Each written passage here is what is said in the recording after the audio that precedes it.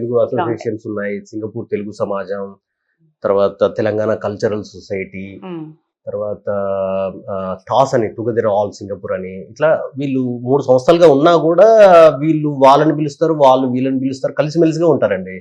బతుకమ్మ చేస్తారు, సంక్రాంతి సంబరాలు చేస్తారు, ఉగాది సంబరాలు గ్రాండ్ గా చేస్తారు, ఉగాది సంబరాలు చేస్తారు. చాలా మంచిగా అనిపిస్తుంది. ఈ ఈవెంట్స్ లోనే మా ఆవిడకి టైం పాస్ అనమాట. ఇక అది ఎప్పుడు వస్తుందా అని ఎదురు చూస్తూ ఉంటుంది. ఈవెంట్స్ వెరీ ఇంపార్టెంట్ అండి తెలుగు హౌస్ వైఫ్స్ కి. But luckily my wife is working, కొద్దిగా బిజీగా ఉంచుతున్నాను, అయినా కూడా ఇవి ఈవెంట్స్ మిస్ చేసుకోం.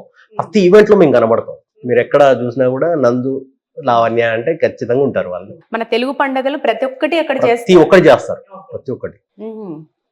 We are not missing anything Indian culture ని, మన తెలుగు కల్చర్. ఇప్పుడు అవినీతి రహిత దేశంగా సింగపూర్ కు ఒక ప్రత్యేకమైన పేరుంది. అంటే అక్కడ పాలన అవినీతి రహితంగా సాగడానికి ప్రధానంగా మీరు అబ్జర్వ్ చేసిన విషయాలు ఏంటి? బ్రైబ్ అనేది జీరో, వెంటనే దొరికిపోతారు. చిన్న విషయం కాదు అది. సింగపూర్ కంట్రీలో ఒక చిన్న రబ్బర్ మీరు దొంగతనం చేసినా నెక్స్ట్ మినిట్ దొరికేస్తారు. కెమెరాస్ అలా ఉన్నాయి, టెక్నాలజీ అలా ఉంది. So shop lifting also dangerous అనమాట అక్కడ. సో తెలియని వాళ్ళు విజిటర్స్ చేశారు, చేసి $2,000 ఫైన్ కట్టి వెళ్ళారు. మొన్న ఎయిర్పోర్ట్ లో బాలీకి వెళ్తున్నారు, గీతా ఆర్ట్స్ లో పనిచేస్తాడు అతని కొడుకు, వాళ్ళ బ్యాచ్ అంతా వెళ్తున్నారు వయా సింగపూర్. ఒక 4 hours ట్రాన్సిట్ ఉంది, బాలీకి వెళ్తున్నారు ఇండోనేషియా.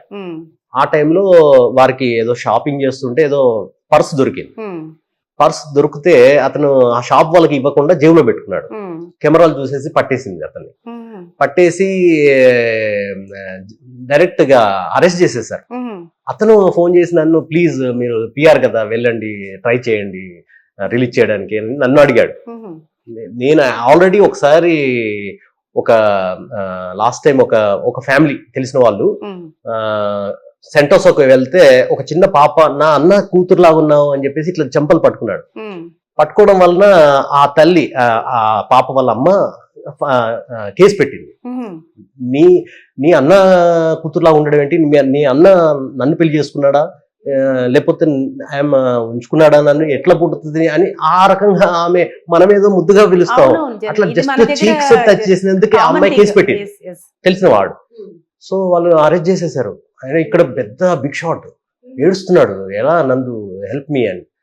నేను వెళ్ళి పోలీస్ స్టేషన్ లో రిక్వెస్టెడ్ గా నా ఐసీ ద్వారా నేను ట్రై చేశాను, బట్ అవ్వలేదు. 30 days ఉంచారు అతను.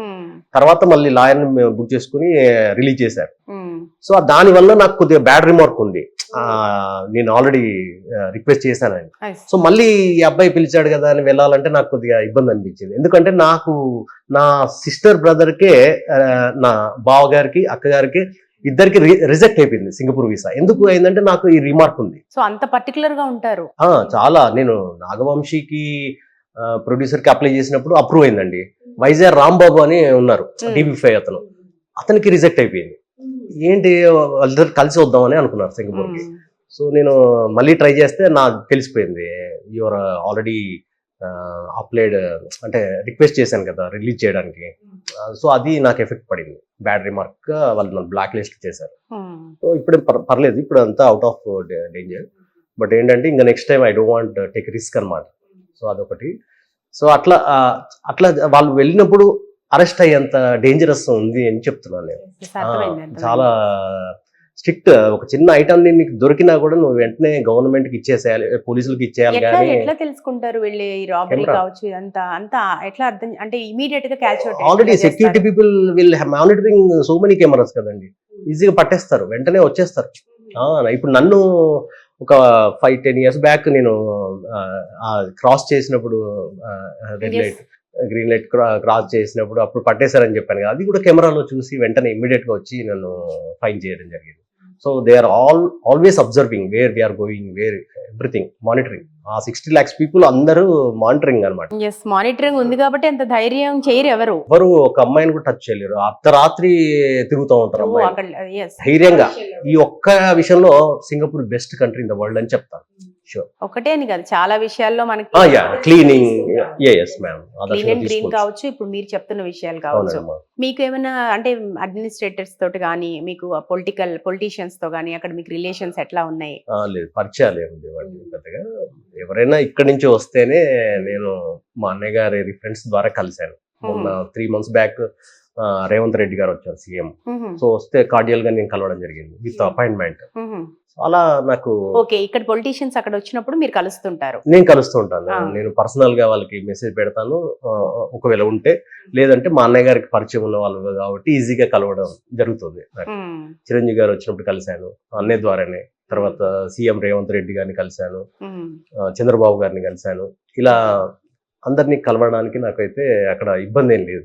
త్రూ మై బ్రదర్, ఆయన రిఫరెన్స్ ద్వారానే కలిశాను. అక్కడ ఎడ్యుకేషన్ సిస్టమ్ గురించి మాట్లాడుకుంటే ఎట్లా ఉంటుంది?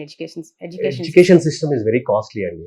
సింగపూరియన్స్ కి పిఆర్ వాళ్ళకి మాత్రమే చీప్, అంటే లెస్ ప్రైస్ గా ఉంటుంది. $300 ఏమి ఉంటుంది. బట్ ఫారినర్స్, ఈపీ హోల్డర్స్ ఉంటారు, ఎంప్లాయ్మెంట్ పాస్ హోల్డర్స్, వాళ్ళ కూతుర్లకి కానీ కొడుకులకి కానీ $1,000 పర్ మంత్. చాలా దే కెనాట్ అఫోర్డ్ అనమాట. 2 పిల్లలు ఉంటే 2,000 పోతే, వాడి శాలరీలో రెంట్ కో 3,000 పోతే, సేవింగ్ అనేది ఒక 3,000 సేవింగ్ ఉంటుంది. సో అది కూడా ఇండియాలో సంపాదించవచ్చు హ్యాపీగా. సో అందరూ పిల్లల్ని, వైఫ్ ని ఇండియాకి పంపించేసి 1 month ఒకసారి ట్రావెల్ చేస్తున్నాడు వాడు. అలా చాలా మంది 50% of the employment pass holders ఇదే పని చేస్తున్నారు. ఏంటి రీజన్ అనేది నేను సర్వే లాగా అందరిని కనుక్కున్నాను. చెప్తే వాళ్ళు ఏమన్నారంటే ఇదే రీజన్, సేవింగ్ ఉండడం లేదు భయ్యా, అందుకే వెళ్తున్నాం అని చెప్పేసి. అప్పుడు అర్థమైంది. అంటే మా పిల్లలు లేరు కాబట్టి ఆ జోనర్ కొద్దిగా నాకు ఐడియా తక్కువ అనమాట. సో మొత్తం మీద బాగా ఎక్స్పెన్సివ్ అని మాత్రం, చాలా expensive country in the world అండి. మీరు బీబీసీ న్యూస్ లో కూడా వచ్చింది, top 5 లోనే ఏమో ఉంది. ఎస్, చాలా కాస్ట్లీ. సేవింగ్స్ చాలా తక్కువ ఉంటాయి సింగపూర్ లో పనిచేసే వాళ్ళకి. ఇప్పుడు మీరు ఐటీ రంగంలో పనిచేస్తున్నారు, అదేవిధంగా ఇటు మూవీస్ ప్లాన్ చేస్తున్నారు, డిస్ట్రిబ్యూటింగ్ లో ఉన్నారు, తర్వాత ఇన్స్టా రీల్స్ చేస్తారు.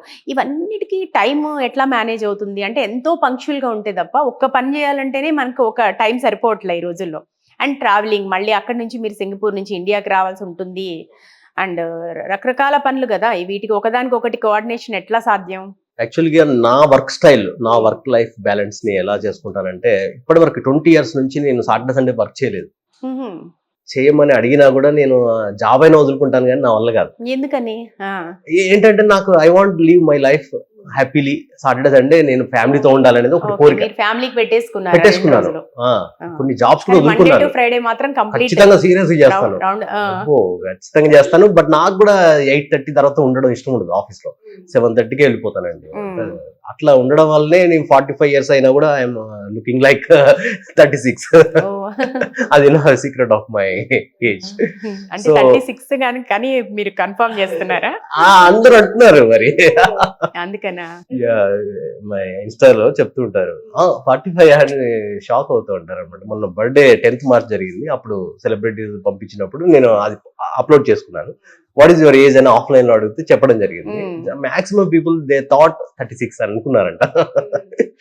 సో అందుకని చెప్పి అలాగే కనిపిస్తుంది. జస్ట్ 45 లాగా మాత్రం కనిపించట్లేదు, అది ష్యూర్. వర్క్ లైఫ్ బ్యాలెన్స్ అనేది తర్వాత అయితే దాని గురించి నేను చెప్తున్నాను. సాటర్డే సండే నేను ఐ విల్ ఎంజాయ్ అనమాట. రీల్స్ చేయడం వల్ల నాకు I will be very happy. So అట్లా మా వైఫ్ కి మంచిగా తీయమని చెప్తాను. తర్వాత I will bring her nice restaurant every Saturday Sunday. So అట్లా ఆవిడని మేకింగ్ హర్ బిజీ.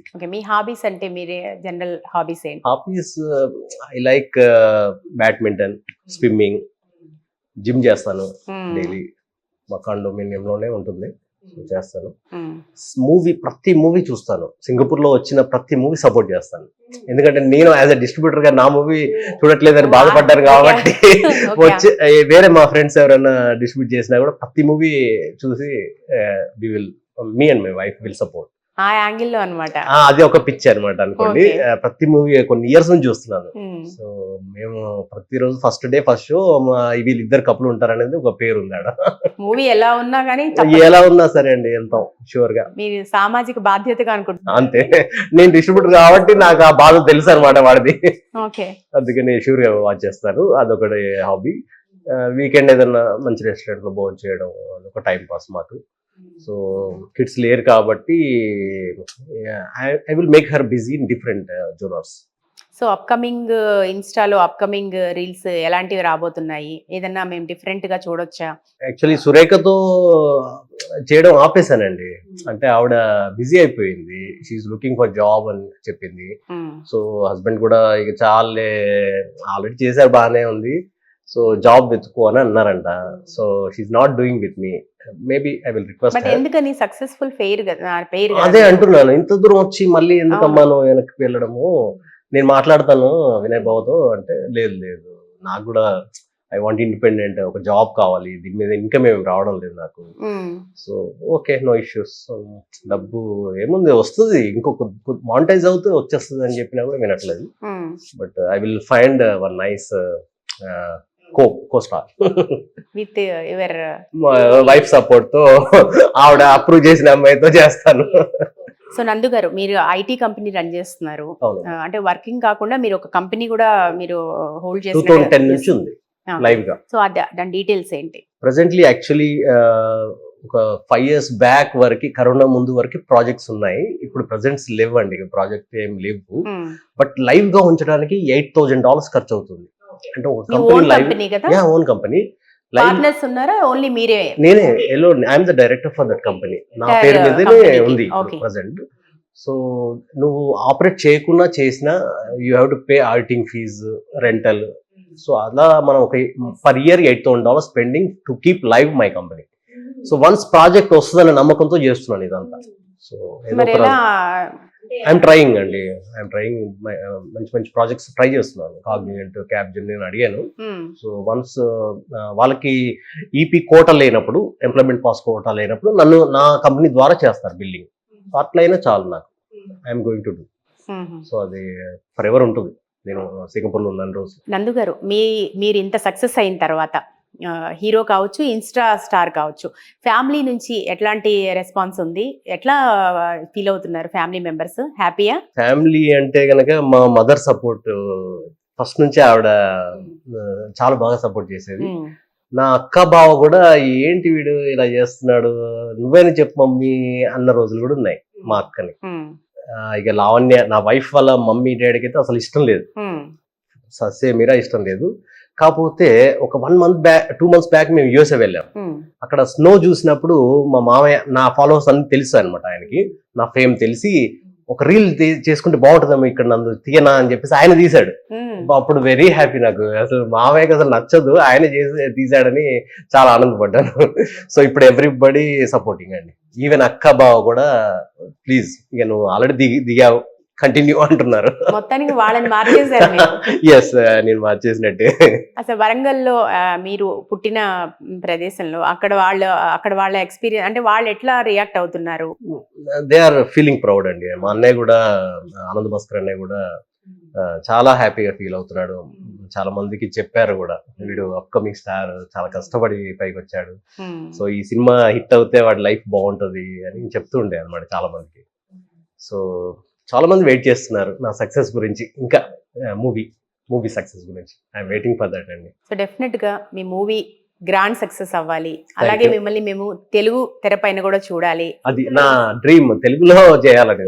తెలుగు వారు తెలుగులో చేయాలని డ్రీమ్ డెఫినెట్ గా ఉంటుంది. అండ్ తెలుగులో చేయాలి, అండ్ మీరు కూడా మంచిగా కొరియోగ్రఫీ నేర్చుకొని, ఇంకా మంచి కో స్టార్ ఒకరు మీరు మంచి హైర్ చేసుకొని మంచి మంచి రీల్స్ చేయాలని మనస్ఫూర్తిగా కోరుకుంటున్నాం. మా సిగ్నేచర్ స్టూడియోకి వచ్చి అండ్ మీ డీటెయిల్స్ తెలియజేసినందుకు thank you so much Nandu గారు. మహేందర్ గారికి కూడా నేను థ్యాంక్స్ చెప్తున్నాను. Thank you sir. ఓకే.